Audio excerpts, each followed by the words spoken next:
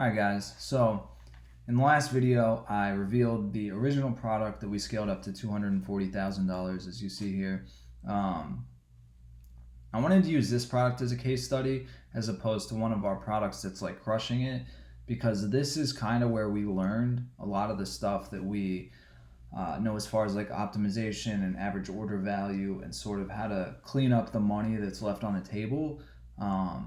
So in like the real-time case study, which you guys are watching, the magnetic cube, you're not going to see a lot of like the stuff that we did here where we failed and like we fell on our face and we're like, what the fuck, like how do we make money? Because we know now, right? We learned from our mistakes. So I feel like that's like part of the issue with a lot of courses out nowadays, is these gurus will take like their best product, their best store, the ones that actually make money, and they'll show you a case study of how easily and flawlessly they scale this up to make them $1 million, right? Which, if they did, great, cool, good for them. But it's not really that easy to replicate. And I feel like what happens a lot is people buy these courses and then they launch a product, they get their store built, they start running Facebook ads, and maybe they get some sales, they break even, and they're just like discouraged. And they're like, damn, like I'm not making any money. Product must suck, or drop shipping's dead, or the guru lied to me, or whatever it is. So I didn't want to show you like the picture perfect store, because we have stores that make a shit ton of money on the front end. I wanted to show you something that we broke even for a while, we lost some money at first, we eventually had to sit down and figure out how to optimize this so that we could make money on the back end, right? And when I say on the back end, what I'm talking about is optimization as far as getting the average order value up, or upsells, or email sequences, or retargeting, or things that allow me to acquire customers that I've already spent the Facebook money trying to acquire. So I'm gonna get into all that real quick, just as like a disclaimer. I know a lot of people, when someone drops a course, for some reason want to run the same product that they were running. You guys are more than welcome to run this. I personally don't care. We're not running it. I would just advise against it because, again, the reason we stopped running it is because we were running into Facebook policy violations. There's just better products for you to run. Less risky, less gray area. You don't have to kind of skirt around Facebook to make it work.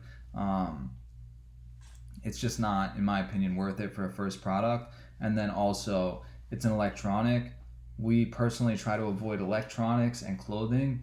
Clothing because of sizes, electronics because the average consumer apparently struggles to set things like this up. And it's just like a lot of headaches. I mean, I'm not even kidding. We've got probably 100 of these in a cabinet here from returns. So yeah, I wouldn't suggest it. You're welcome to do whatever you want. I'm just saying there's better products. Use our product research method, get on there, figure it out, find something that is gonna sell, and then figure out how to make it sell profitably, which is what we did here. So, as you can see, $237,686.55. If you look here real quick, I just want to point this out. Our online store conversion rate is a 0.37, which, if you know anything about e-commerce, is fucking awful. But the reason that it says this is because we use Shopify one-click upsell, which I'm going to show you guys when we do the real-time case study optimization. I'm going to show you exactly how to set it up, how to build a page, how to set up, or how to find like an upsell that the customer almost has to take. I'm going to show you exactly how to do all of that. But Shopify one-click upsell uses a different checkout. So it doesn't use Shopify's checkout, which means that our initiate checkouts and our purchases don't show. So realistically, our conversion rate was higher than this. I don't know the exact number. But yeah, it wasn't a 0.37.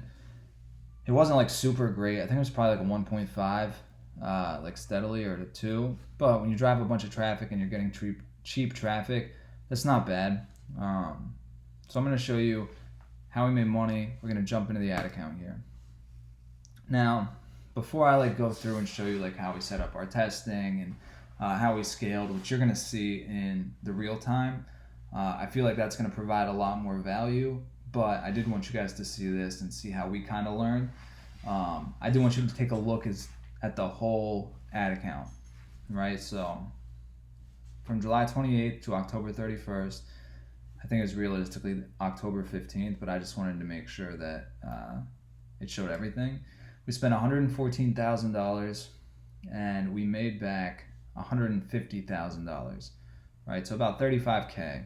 Now, our break-even return on ad spend, which if you don't know what that is, go back and watch the Facebook overview video because I talk about how to find your break-even return on ad spend, and I explain the importance of knowing that, right? Because if it gets too high, closer to 1.8, 1.92, anything over a 2, it becomes very difficult for you to make money with that product, unless it's like a super high ticket product, and then it's a whole different course. High ticket works way different than what we're currently running.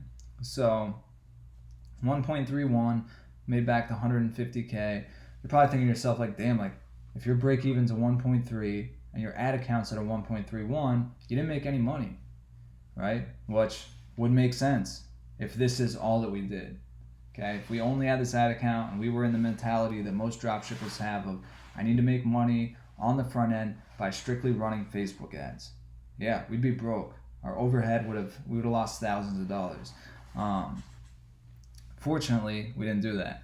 So 114,000, but for some reason we made 240K on Shopify, which is literally double our ad spend, which puts us at a 2 return on ad spend at a break even of 1.3,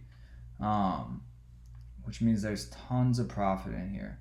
So I'm going to show you where, how, and when we did that.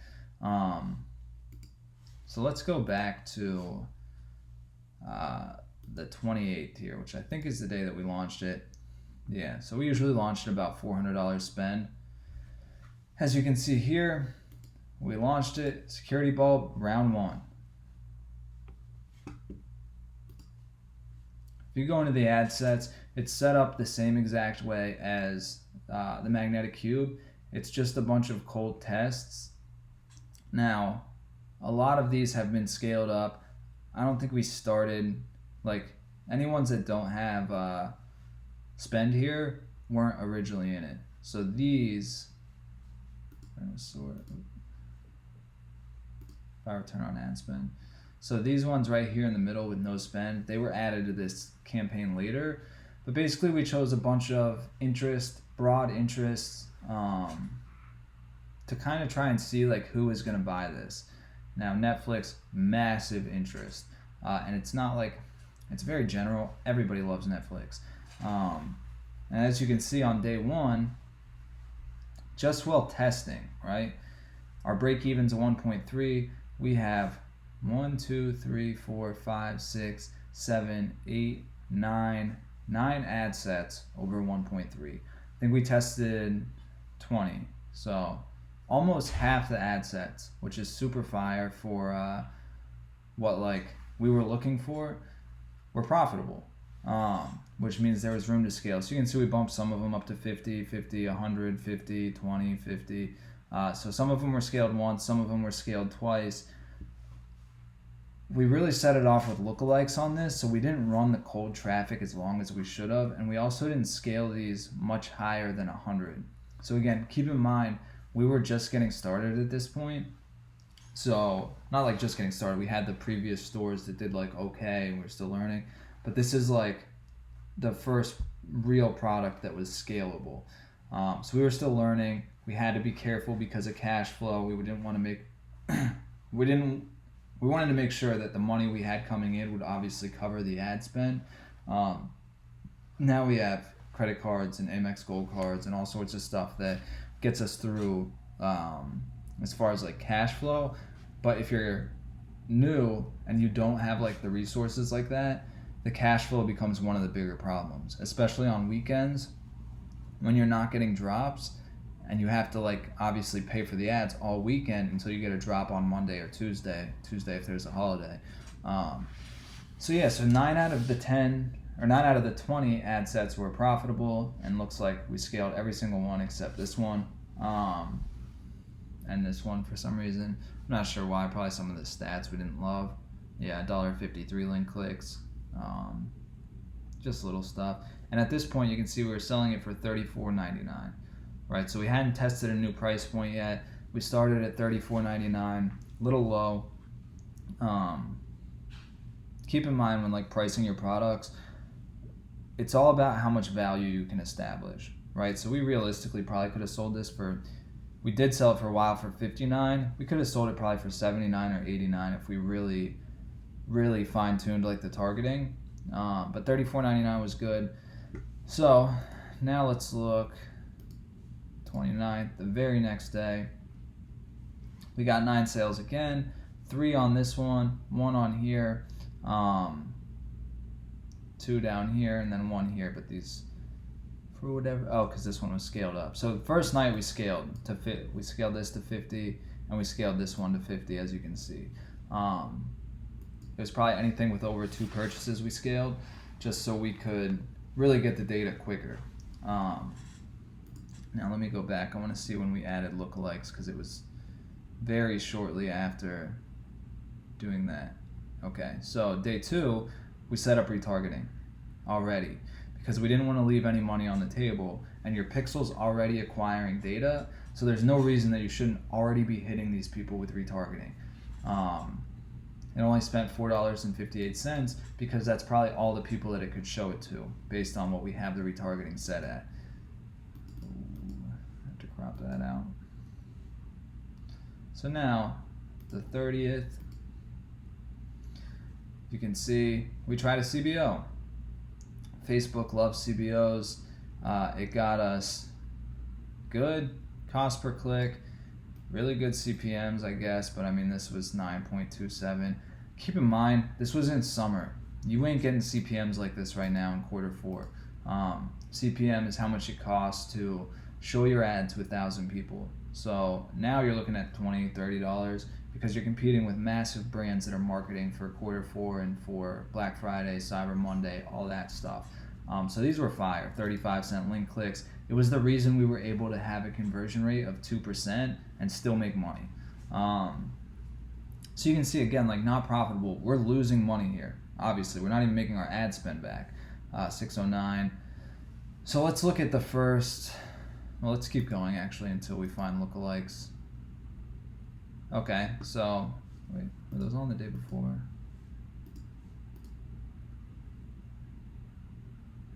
Oh yeah, they were.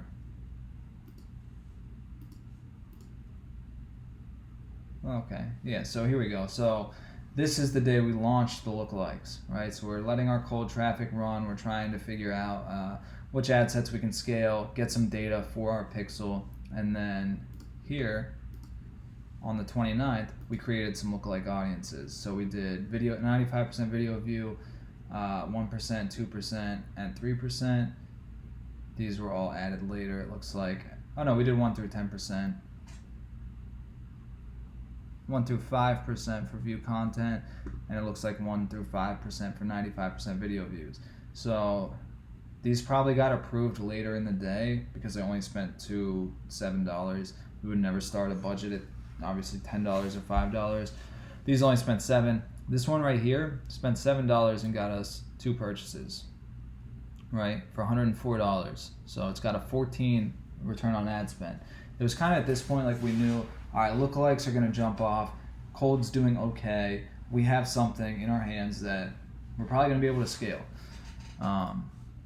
So now that we've seen that, we're going to go from the, I think the 27th, I guess, to go to the 3rd. So the first full week, right? Now keep in mind, we start our spend budget at $400 for testing. Within the first week, it had spent $6,000, mostly here in the lookalikes, for a 1.5, which is profitable on the front end. You can see we're still losing money here. I want to see real quick why that is. Yeah, so everything's getting sales. They're just not getting sales profitably. It looks like we probably scaled at some point, and Facebook either it just dropped out or we didn't give it time to optimize, which is probably more accurate, just because we didn't really know like 100% how to scale all the way up, just because like all the gurus have different advice and they say duplicate and then raise the budget or put it in a CBO and scale. So we would scale, and then if it wouldn't perform like as well the next day, we'd get scared.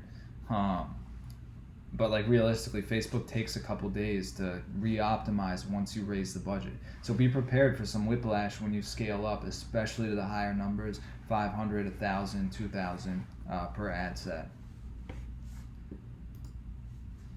So we knew the lookalikes were doing good. We're losing a little bit of money here, but it's okay because as a whole we're at a 1.24, a little less than break even. Again, still testing. We know not every percent of the lookalikes is going to crush it. Our retargeting is still barely spending. We tried another CBO, so CBO round 1. CBOs I'm not a fan of. Realistically, like they're not optimized yet. So although they Facebook pushes them heavy, and what a CBO is, for those of you that don't know, is it's a campaign budget optimization, right? So instead of us setting an ad set level right here where each individual ad set spends the amount we set it at, what it'll do is it'll spend the entire budget how it sees fit. So you add different ad sets to it, and then it spends to try and spend it the best way, which is a fire idea. And if they did it in a way that like worked, it would crush. We've had decent results with the CBO like 1 or 2 times, but you can see like it spent $28 here, $5 here, $10 here, just like all over. So it thought that this one had the best opportunity to get us sales, got us 6 add to carts, 3 initiate checkouts with a click-through rate of 2.75. Again, I think I already talked about all of this in Facebook overview, how to kind of look at the data and things. So yeah, we don't love CBO. We don't use it ever anymore until they make it mandatory in February, allegedly. I think they'll push it back again.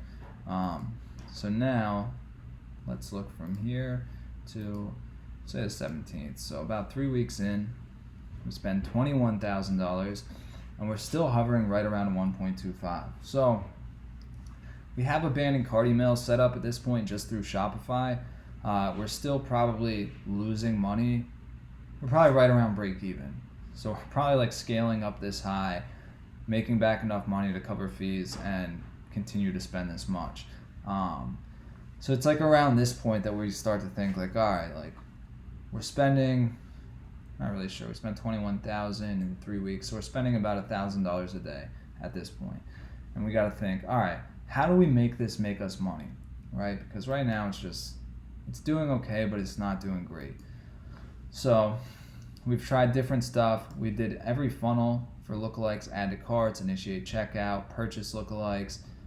We even tried super lookalikes. This was later down the road. A lookalike CBO, ad payment info lookalikes. We tried different ad testing. We tested Canada, we tested UK, obviously the purchase lookalikes, audience insight tests, so finding different audiences through audience insights based on what was doing well currently. These are all down the road though, so the only ones that we're actively running here are the ones that have spend. So let's look for the next 2 weeks then. Okay, so in 2 weeks we spent $23,000, which is a few thousand more than we spent in 3 weeks prior, and we have a 1.42 return on ad spend. So now we're a little bit profitable. Now, just by looking at this, if you can see what the difference is, Canada did pretty good.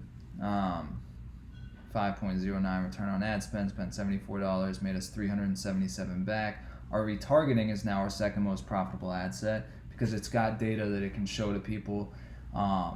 Retargeting should always be one of your better return on ad spends out of all the campaigns because it's people that are already somewhat interested in your product. They've either added to cart, initiate checkout, they've viewed content, they've done something on your page or on your site to show interest. So now we're showing them the product from a different angle, maybe answering some of their objections, maybe it's a review of the product, which is what we did with this. Literally had my grandmother record a video review of the light bulb and ran that. It crushed it. We try to picture ad different stuff. Then purchase lookalikes, we're doing well, not surprising. We made another batch of cold targeting testing with different stuff. So as you can see, these ones got scaled up higher, 200, 100, 100, 200. Some of them over a 2 ROAS. So like, as you can see, we're starting to learn a little bit more.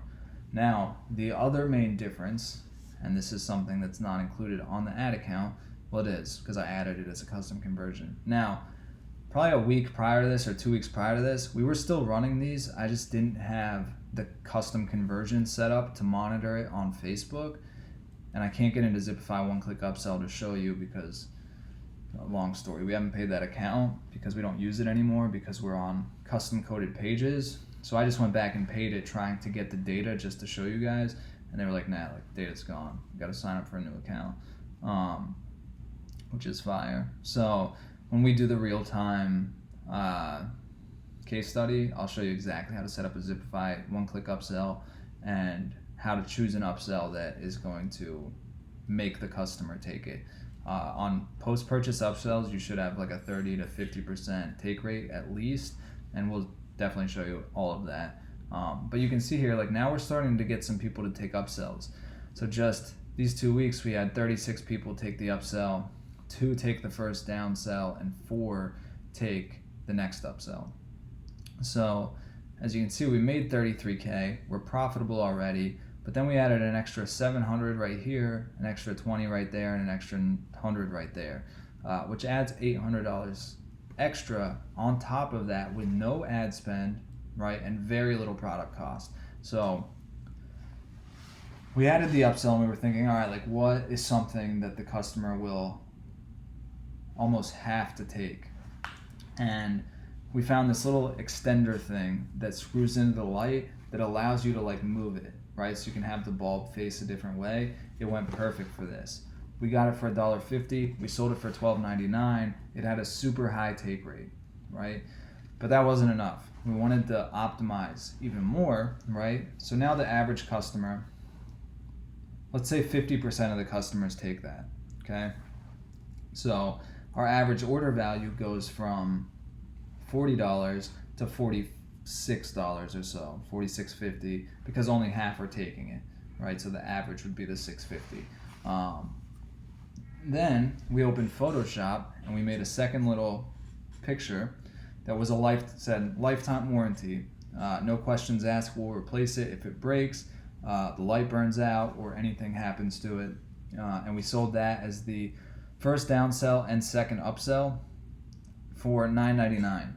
Okay, so a lot of people took that, and there was no product cost for us. No ad spend, no product cost. It was literally free money, right? Because at the end of the day, we're going to replace the product anyway if the customer needs us to.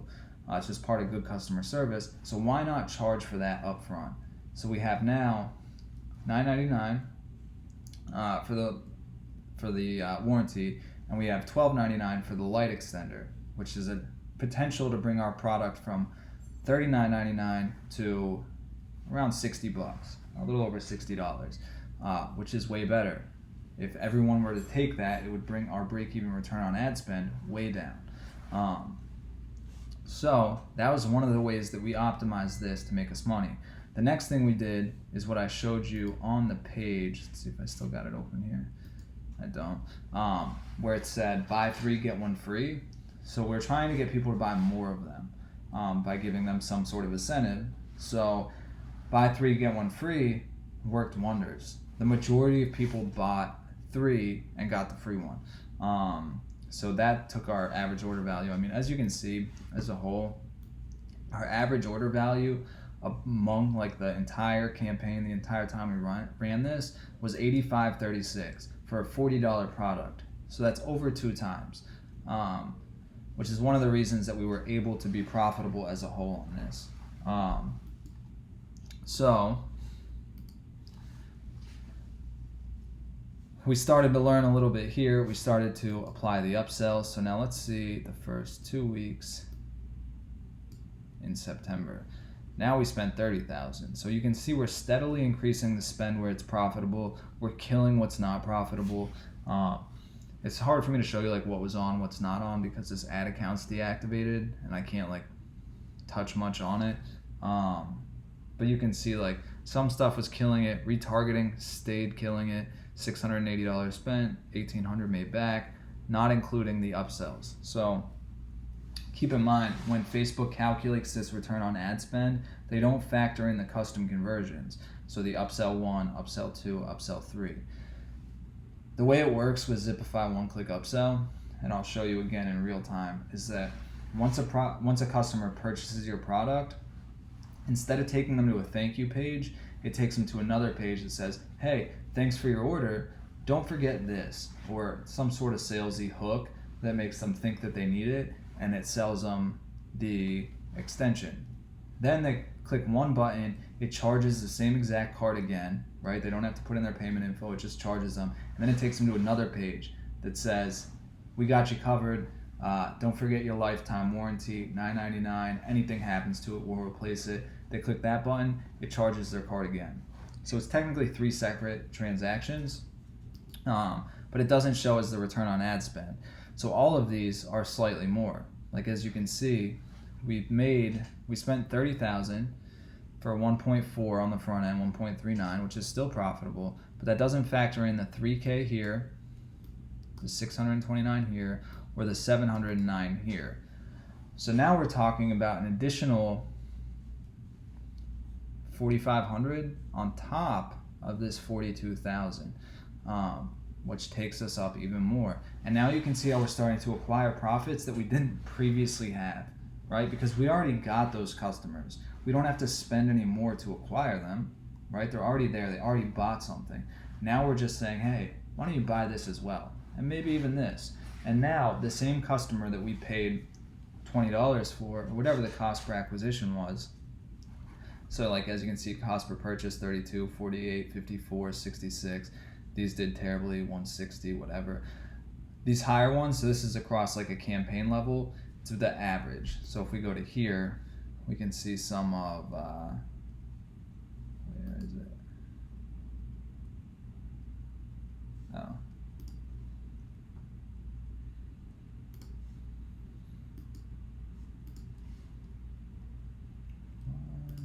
There we go. So we go here, and now we do cost per purchase. It's going to show us the highest, which is insane. But if we scroll down,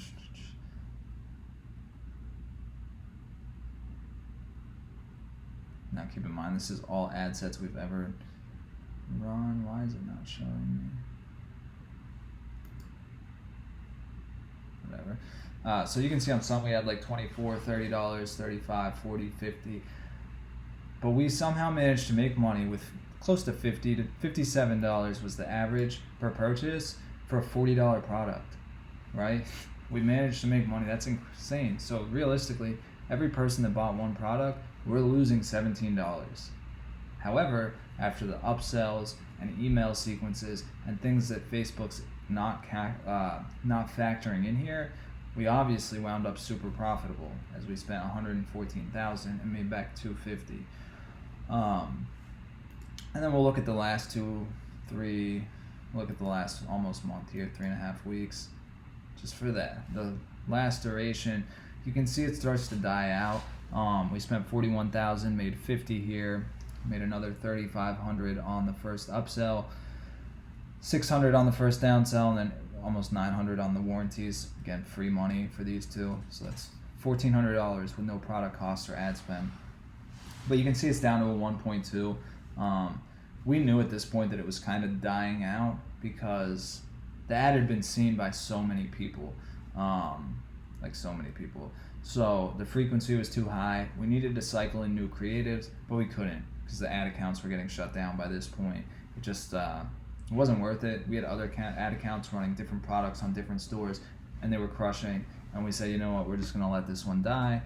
We made some money from it. We did good. Yeah, like we had no complaints. So as a whole, again, I want to show you the entire ad set or ad account. July 28th to October 8th, we spent $114,345, made back $149. We also made $7,200 here, $1,200 here. and 1600 here. Again, it took me a couple weeks after we installed the upsells to set up these custom conversions here, which I can include in a different module if you guys are interested in it, so that you can track on Facebook the upsells.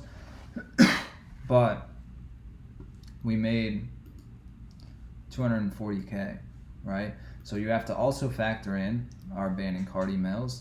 This is one of, I think, 4 or 5 different abandoned cart emails that we ran. So each person that added to cart and abandoned and entered their email and that kind of stuff, we would hit 4 times for emails. So we'd hit them once an hour after, once 8 hours after, once 20 hours after, and then once 36 hours after. This email alone between September 1st to October 10th made us $5,500. So in a little over a month, we had 4 or 5 of these running, and then that's just for the 1 month, not including here, which I think was on Shopify. But that right there, between the 4 emails, if they all did about this good, it's about another 20,000, 25,000. So with like the upsells, which again, I wish I could get on and show you guys Zipify pages. It won't let me. I'm gonna see if they can like email me a analytics thing, but it was closer to 32 or 33,000 that it made us. Maybe more actually. I think it was 45. One of the stores was 33. One of the stores was 45. Plus like the abandoned cart emails, email sequences, and then my business partner set up text message or SMS bump, which again we'll show you, which gets insane return on ad spend. I'm not even kidding. We had an 80,000% return on investment. One of our campaigns had spent like $2 or $3 and made us back like 1,900. Text messages are like the wave right now. So again, we'll include that in a later module. But I wanted to show you guys that despite having a product that's like slightly above break even or losing money, it's like super possible to make money with it, right? Through upsells and things like that. Getting your average order value up to, as you can see, 85, 36. And there were days like you can see here, it was at 130, 118, 90, so on and so forth. If we didn't have like before the upsells, right? So actually, let's look at it. So we'll do August 29th through October 8th.